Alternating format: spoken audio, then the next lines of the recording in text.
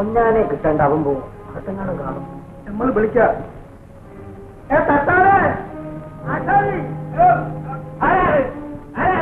ഞങ്ങളാണ്. പുറത്തേക്ക് വരൂ.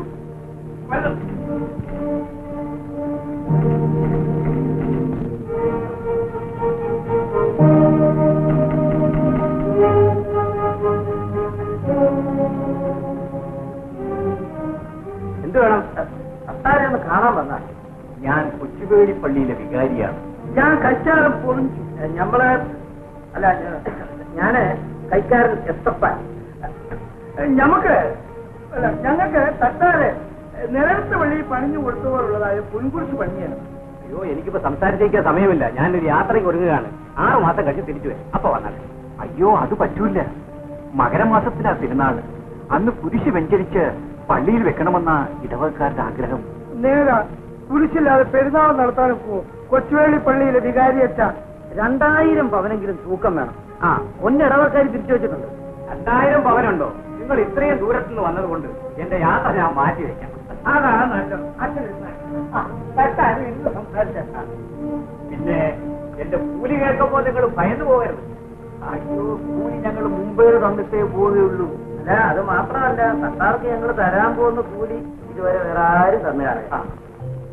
അതെ, കുരിശിന് എന്ത് വലിപ്പം വേണം? നിരണം പള്ളിയിലെ കുരിശിന്റെ അതേ വലിപ്പം.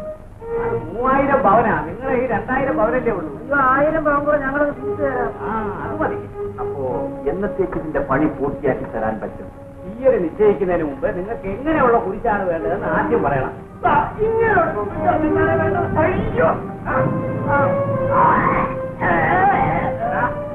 മനുഷ്യനെ പറ്റിച്ച് ദൈവത്തെയും പറ്റിച്ചു. ഞാനാണെന്ന് അറിയാമോ? വെള്ളായണി പരമോ. നമ്മളാണ് നമ്മൾ ചൂണ്ടുവന്നു. എടാ, നീ സ്വാമിക്ക് പൊന്നാണ പണിഞ്ഞു കൊടുത്തിട്ട് അത് പിടിച്ചു പറിക്കാൻ പിറകെ ആളയച്ചു അല്ലേ? പള്ളിക്ക് കള്ളക്കുരിശ് പണിത് കൊടുത്തിട്ട് പൊന്നും കുരിശ് നീ അമുക്കല്ലടാ അമുക്കേ. അയ്യോ, ഞാൻ എന്റെ നാട്ടിലൊരു വലിയ സ്വർണ്ണക്കട നടത്തിയിരുന്നവനാ. എന്റെ കട ആരോ കവർച്ച ചെയ്തു. അതിനകത്ത് പലരുടെയും സ്വർണം ഉണ്ടായിരുന്നു. അത് കൊടുക്കാൻ നിവർത്തിയില്ലാത്തത് കൊണ്ടാണ് ഞാനിതൊക്കെ ചെയ്തത്. എടാ, ഇപ്പൊ തന്നെ ഈ പെൺകുരിശിന് നിരണം പള്ളിയിൽ എത്തിക്കണം. ഞാൻ ഇങ്ങനെയൊക്കെ ചെയ്തെന്ന് പറഞ്ഞാൽ ഇടവകക്കാരന്റെ കഴുത്ത് വെട്ടിക്കളെ. ഇനിയിപ്പോ നീ കഴിച്ചില്ലാതെ പണിഞ്ഞാൽ മതി. എന്റെ കുടുംബത്തിലെയും കുഞ്ഞുങ്ങളെയും വിചാരിച്ച് എനിക്കൊരു ഉപകാരം ചെയ്യണം. നിനക്ക് ഉപകാരം ചെയ്യണം. ആരും അറിയാതെ നിങ്ങൾ ഈ പൊന്നും കുരിശെടുത്ത് പള്ളിമേടയെ വെച്ചിട്ട് അവിടെ ഇരിക്കുന്ന കള്ളക്കുരിശെടുത്ത് മാറ്റണം. ഞമ്മള് പള്ളിമേടെ കയറാനാ. ഞാൻ കുഞ്ഞുകുട്ടി പരാതിക്കാരനാ. ദൈവത്തെ ഓർത്ത് നിങ്ങൾ എന്നെ രക്ഷിക്കണം. ഞാൻ ഇന്ന് തന്നെ ഈ നാട് വിട്ടോളാം. പക്ഷേ ഇവൻ സത്യം പറഞ്ഞതുകൊണ്ട് ഇവനെ നമുക്ക് സഹായിക്കും. ഇവിടാടാ പള്ളിമേട.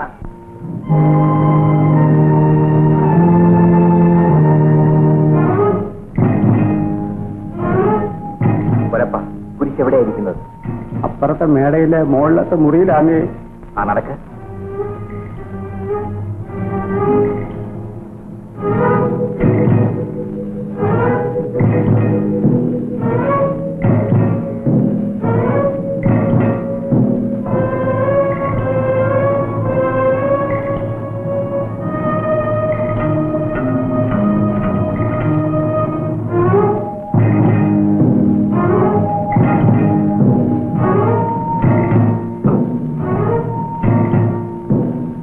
മുകളിലത്തെ മുറിയിലാ കുടിച്ചിരിക്കുന്നത്. ഈ മരമ്പേ കയറിയ മുറി കിടക്കാം. നമ്മൾ കയറാം. വേണ്ട വേണ്ട, നിങ്ങൾ കയറണ്ട, ഞാൻ കയറാം. ഞാനൊരു കാര്യം ചെയ്യാം. പള്ളിവാതിക പോയി നിൽക്കാം. ആരെങ്കിലും വരുന്നുണ്ടോ എന്ന് നോക്കാം. ഒച്ച ഉണ്ടാക്കാൻ അടുത്ത് നിൽക്കേ.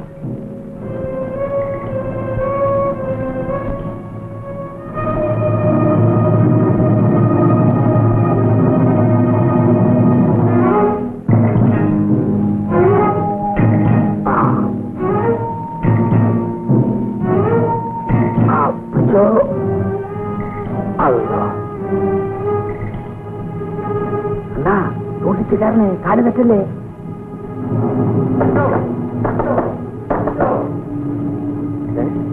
കോലപ്പം തട്ടാനോ?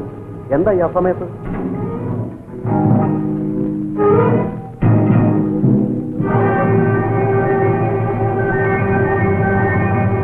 കോലപ്പം തട്ടാൻ ആള് ധീരനാണല്ലോ. 2 കുരിശും ഒരുപോലെ തന്നെ ഇരിക്കുന്നു.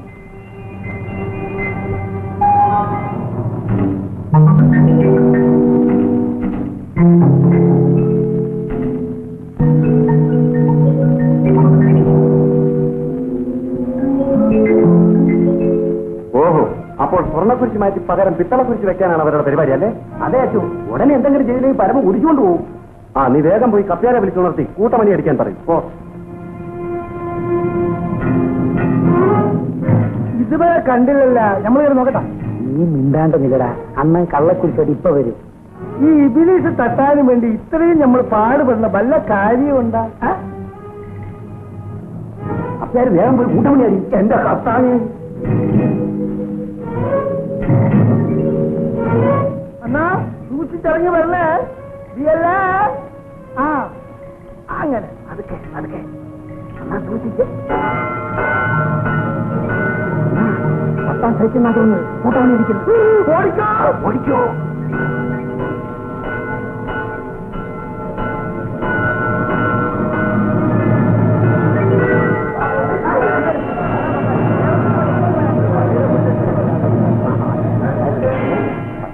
ഇരിക്കുന്ന ഓടിച്ച് അവന്മാരെ കടന്നു കളഞ്ഞു.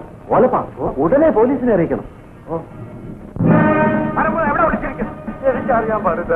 അയ്യോ അയ്യോ അയ്യോ, എന്റെ പൊന്നേമേനെ പരമ്പ അവിടെ നിന്ന് എനിക്കറിയില്ലേ? നടക്കണം. സ്വാമി, അങ്ങ് മാത്രമേ ഞങ്ങൾക്കൊരാശ്രയമായിട്ടുള്ളൂ. എന്റെ മോന്റെ പോക്ക് ശരിയല്ലെന്ന് അവിടുന്നെങ്കിലും അവനെ ഒന്ന് ഉപദേശിക്കണം. ആരൊക്കെ ഉപദേശിച്ചാലും കേൾക്കാൻ സന്മനസ്സുണ്ടായാലേ പ്രയോജനവും. പോലീസുകാരെ പേടിച്ച് കിടന്നുറങ്ങാൻ പോലും കഴിയുന്നില്ല സ്വാമി. ഒരുവന്റെ കർമ്മഫലം അവന്റെ കുടുംബത്തെയും ബാധിക്കും. ഇവക്കാണെങ്കിൽ അടിക്കടി ബോധക്കേടും അസുഖമാണ് സ്വാമി. ഏതായാലും പരമ വരുമ്പോ ഞാനൊന്ന് അന്വേഷിച്ചു പോകും. എന്റെ എളിയ അഭിപ്രായം ഞാനൊന്ന് പറഞ്ഞു നോക്കാം. നൂറ്റികെട്ട് മുമ്പാകെട്ട് ഉപ്പുമച്ചൻ കെട്ടെന്ന് പറഞ്ഞതുപോലെ അവൻ മോഷ്ടിച്ച് ഒടുവിൽ കയറിയത് ക്രിസ്ത്യാനിയുടെ വണ്ടിയില്ല. ഈ പിരിച്ചു മോഷണത്തോടെ അവന്റെ കച്ചവടം കഴിഞ്ഞത്. എന്നാലും മരണത്ത് പള്ളി കയറി കുരിശു മോഷ്ടിച്ചത് ഒരു വലിയ ചങ്കൂറ്റം തന്നെ. ഈ അടുത്ത ഘട്ടം എവിടേക്കാണെന്ന് അറിയാമോ? തൂക്കുമാരത്തെ. അനന്താ, ആ ചെണ്ടിക്ക് കയ്യാവും വെക്കാൻ കഴിയില്ലെങ്കിൽ കുറച്ചില്ലടാ. പോലീസ് നാടൊട്ട് കരിച്ചു വരുന്നുണ്ടെന്നാണ്. സ്ഥലവുമായി ബന്ധപ്പെട്ട പലരെയും ഇതിനകം പിടികൂടി കഴിഞ്ഞു. ഇന്നല്ലെങ്കിൽ നാളെ അവനെയും ഞങ്ങളുടെ വലയിൽ വിടും. അവനെ നിങ്ങൾ പിടിച്ചിട്ട് വേണം എനിക്കെന്റെ മോളോട് 4 വർത്തമാനം പറയാൻ. ആർക്ക് വേണ്ടിയാ ഇതൊക്കെ ചെയ്യുന്നതെന്നാണ് എനിക്ക് മനസ്സിലാകാത്തത്.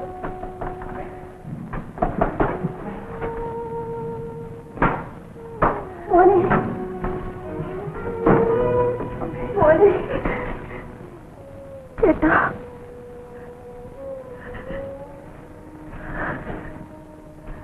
ലക്ഷ്മിക്കുട്ടി, ചേട്ടാ, ചേട്ടാ, ഈ പെണ്ണിനെ ഇങ്ങനിട്ട് തീരിയിട്ടാൻ വേണ്ടിയിട്ടാണോ നീ വിളിച്ചിറക്കി കൊണ്ടുവന്നത്? അല്ലലറിയാതെ വളർന്ന ഒരു പെണ്ണ അതിനെ കണ്ണീര് കുടിപ്പിച്ചാൽ ഈശ്വരം സഹിക്കില്ല മോനെ. അമ്മയോട് ക്ഷമിക്കൂ. എടാ പരമു, നീ ഇതുവരെ കാണിച്ചിട്ടുള്ള കുളരാജികളെല്ലാം ഞാൻ നിന്നോട് ചോദിച്ചിട്ടില്ല. നീ ആ പള്ളിക്കറി കുറിച്ചു കൊണ്ടിട്ട് എന്തിനാടാ? ദൈവം എല്ലാവർക്കും ഒന്നാ മോനെ. അവിടെ നീ തൊട്ട് കളിക്കുന്നത് ചീത്തക്കളിയാ. അമ്മേ, ഒരുത്തൻ ഞങ്ങളെ ചതിച്ചതാണ്. ആ സത്യം ആർക്കും അറിയില്ല. എടാ, ഈ പെങ്കൊച്ചു ഗർഭിണിയാ. അവളോട് സന്തോഷമായിട്ടൊരു വാക്ക് സംസാരിക്കാൻ പോലും നിനക്ക് നേരമില്ലാതായി പോയില്ല. ഞാനിപ്പോ ഒളിവിൽ കഴിയാണെന്ന് അമ്മയ്ക്ക് അറിയില്ലേ? ചേട്ടാ, എത്ര നാളിങ്ങനെ കഴിയും? ഞാൻ എന്ത് വേണമെങ്കിലും സഹിക്കാം. പക്ഷെ ഒരു പാവവും ചെയ്യാത്ത നമ്മുടെ അമ്മയെ പോലീസുകാർ ചീത്ത പറയുകയും ആട്ടുകയും ചെയ്യുന്നത് കാണാൻ വിഷവുമാണ് ചേട്ടാ. ലക്ഷ്മിക്കുട്ടി, ഞാനൊരു ധർമ്മസങ്കടത്തിലാണ്. സത്യത്തിൽ ഞാൻ ചെയ്യാത്ത കുറ്റമാണ് എന്റെ തലയിൽ കെട്ടിവെച്ചിരിക്കുന്നത്. എടാ, നീ ആ സ്വാമികളെ ഒന്ന് പോയി കാണും. അദ്ദേഹം നിനക്ക് നല്ല ബുദ്ധി പറഞ്ഞു തരും. സ്വാമി വന്നിട്ടുണ്ടോ അമ്മേ? കഴിഞ്ഞ ആഴ്ച ദേവസന്നിധി വന്നിരുന്നു മോനെ. നീ പോയതിനു ശേഷം ലക്ഷ്മിക്കുട്ടിക്ക് 2-3 പ്രാവശ്യം തലചുറ്റലും പനിയൊക്കെ വന്നു. ഞാൻ അവളെ സ്വാമിയുടെ അടുത്ത് കൂട്ടിക്കൊണ്ടുപോയി. സ്വാമി കുറച്ച് ഭസ്മം കൊടുത്ത് അതൊക്കെ അങ്ങ് മാറി. ചേട്ടനെ സ്വാമിക്കൊന്ന് കാണണമെന്ന് പറഞ്ഞു. ഞാൻ പോയി കാണാം ലക്ഷ്മി, ഇന്ന് തന്നെ പോയി കാണാം.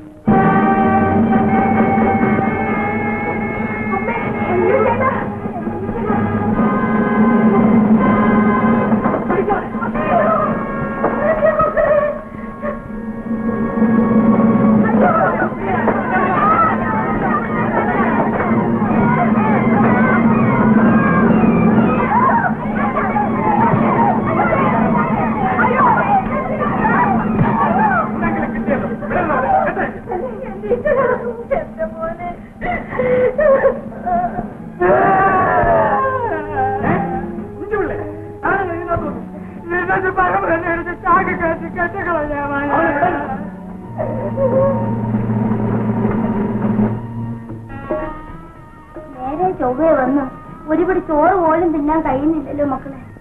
പോലീസിന്റെ കയ്യിൽ പെടാതെ കുറച്ചാളൂടി ഇങ്ങനെ കഴിയണം കൊച്ചുമ്മ. അവരുടെ കണ്ണിൽ പൊടിയിട്ട് ഉമ്മയെ കാണാൻ ഇടയ്ക്കിടയ്ക്ക് ഞങ്ങൾ വന്നോളാം. എന്റെ പരമനെ പറ്റി ഒരു വിവരവും ഇല്ലല്ലോ മക്കളെ. പോലീസ്